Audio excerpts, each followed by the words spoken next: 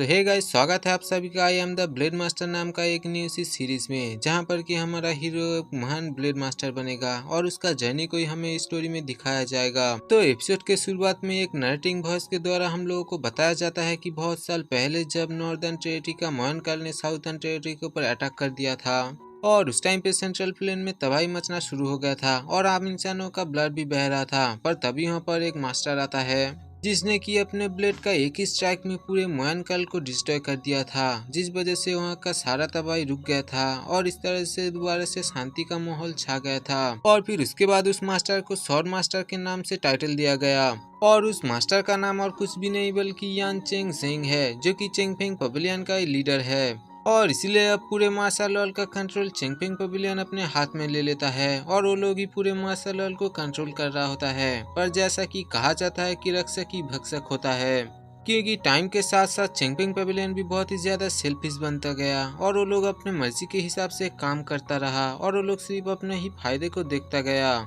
जिस वजह से मार्शल लॉ में दोबारा से तबाही मचना शुरू हो गया था और इस तरह से लोगों का जान भी जा रहा था। इसके बाद की हमें 10 साल के बाद के सीन को दिखाया जाता है, जहां पर कि एक टूटे फूटे पुराने टेंपल के अंदर एक मास्टर और उसका एक डिसाइपल आता है, जो मास्टर की बहुत ही ज्यादा घायल था। और दोस्तों, आप लोगों को यहाँ पर जो छोटा सा बच्चा दिख रहा है और कोई नहीं बल्कि हमारा हीरो यान रेन है। और फिर मास्टर अपने शॉट को यान रेन को देते हुए कहने लगता है कि इस किंग ही शॉट को प्रोटेक्ट करना जब तक कि मैं लौट कर ना आऊं, और अगर मैं लौट कर नहीं आया तो फिर तुम इस शॉट को लेके चेंगसी टाउन पर चला जाना। वहीं पर छोटा सा यान रेन उससे कहने लगता है कि मास्टर, आखिरकार आप भी मुझे छोड़कर क्यों जा रहे हैं? बिल्कुल मेरे पेरेंट्स की तरह वो लोग भी आपके तरह ऐसे मुझे छोड़कर चला गया था, और इसलिए आप भी अगर ऐसे चला जाएंगे तो फिर मैं आखिरकार किसके साथ रहूंगा? क्योंकि मेरे मॉम डैड के मरने के बाद आपने ही मुझे पाला है, और इसलिए प्लीज आप मुझे छोड़कर मत जाइए। मैं यहाँ पर मरने के लिए भी तैयार हूँ, और इसलिए चलिए हम दोनों ही एक साथ मिलकर उन लोगों से फाइट करते हैं। और इसलिए हम लोग अगर एक साथ मर जाएंगे तो फिर इसमें मुझे कोई भी गिल्ट नहीं होगा। पर हम लोग देख पाते हैं कि उसका मास्टर उसके बात का कोई भी जवाब नहीं देता और वो यहाँ पर उस टेम्पल से बाहर चला जाता,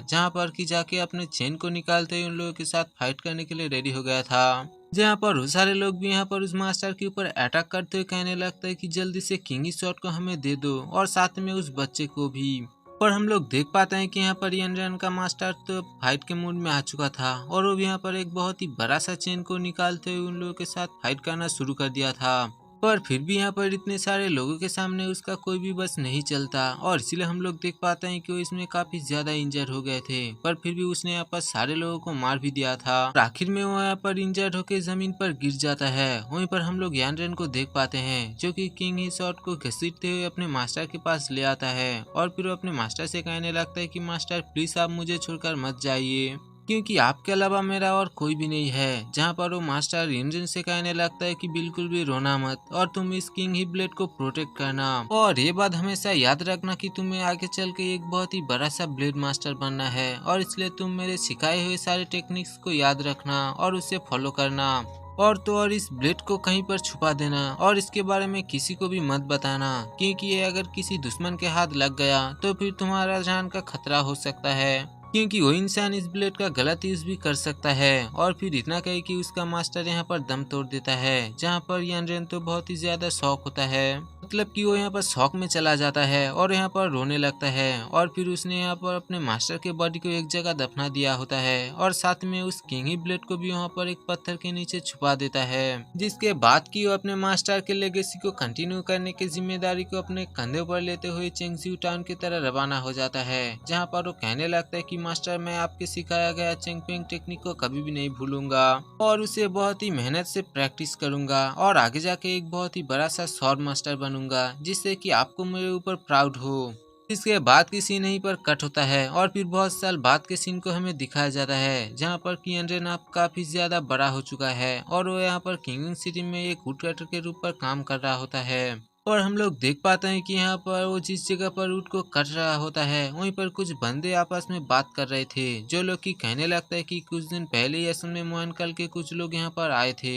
और साथ में उन्होंने यहाँ पर चेंगपिंग पवेलियन के मास्टर को भी थैंक्स कहा, क्योंकि लीडर ने यहाँ पर उन लोगों के आने जाने के रास्ते को खोल दिया है। और इसी वजह से हमारे इस कंट्री में मोहनकाल के बहुत सारे लोग आ चुके हैं, जो कोई भी आके हमारे सामने कह देता है कि हम लोग एक ग्रेट ब्लेड मास्टर है। वहीं पर उसके ऐसे बात सुन के एक दूसरा बंदा बहुत ही ज्यादा गुस्सा हो जाता है और फिर वो कहने लगता है कि तुमने बिल्कुल सही कहा, क्योंकि अब तो कोई भी अहरा गहरा हमारे सामने आकर कह देता है कि मैं एक ब्लेड मास्टर हूँ। पर तभी यहाँ पर यानरेन अपने ब्लेड को उन लोगों के सामने फेंक देता है और फिर उन लोगों से कहने लगता है कि तुम लोग आखिरकार ये कैसी बातें कर रहे हो, क्योंकि चेंगजियो टाउन तो असल में स्वॉर्ड मास्टर के लिए होली टाउन है और इसलिए यहाँ पर सारे लोग स्वॉर्ड मास्टर ही है और इसलिए तुम लोग किसी भी तरह के मास्टर को ऐसे बेइज्जती नहीं कर सकते। और क्या तुम लोग इस तरह से इस टाउन में प्रॉब्लम को क्रिएट करने की कोशिश कर रहे हो? और अगर तुम लोगों को सच में ऐसा लगता है कि तुम लोग यहाँ पर महान ब्लेड मास्टर हो तो फिर तुम लोग अपने स्किल को मेरे ऊपर आजमा जरूर सकते हो, और इसलिए चलो मैं भी देख लेता हूँ कि तुम लोग कितनी ज्यादा ग्रेट हो। जहाँ पर उसके ऐसी बात सुन के यहाँ के सारे लोग बहुत ही ज्यादा गुस्सा हो जाता है और वो लोग कहने लगता है कि अब एक वुड कटर भी हमारे साथ कंपेयर करने के लिए आ गया, और फिर ये कहते हुए वो लोग उसके साथ फाइट करने के लिए चला गया था।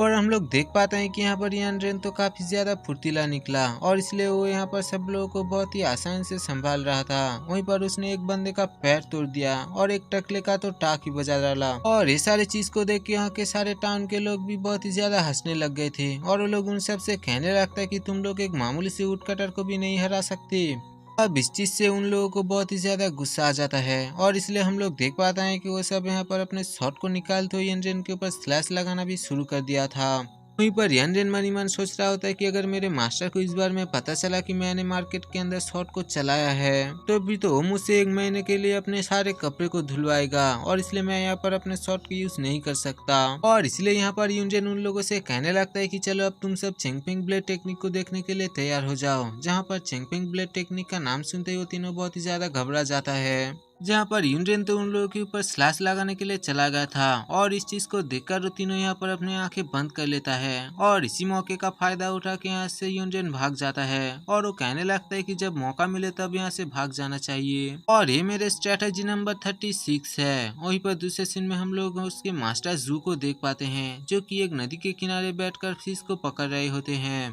पर तभी यहाँ पर एक बर्ड आ जाता है जो कि उसके ऊपर अटैक करने के लिए चला गया था, पर हम लोग देख पाते हैं कि मास्टर जू ने बहुत ही आसानी से वहाँ से हट गया था और फिर वो यहाँ से कहने लगता है कि कौन है जिसने कि छुपकर मेरे ऊपर अटैक करने की कोशिश किया। अगर तुम्हारे पास थोड़ी सी भी हिम्मत है तो फिर तुम मेरे सामने क्यों नहीं आते। और फिर इसी के साथ ये एपिसोड यहीं पर ही खत्म हो जाता है। दोस्तों इसका नेक्स्ट पार्ट कल आप लोगों को मिल जाएगा, पर उससे पहले चैनल को सब्सक्राइब कर लेना।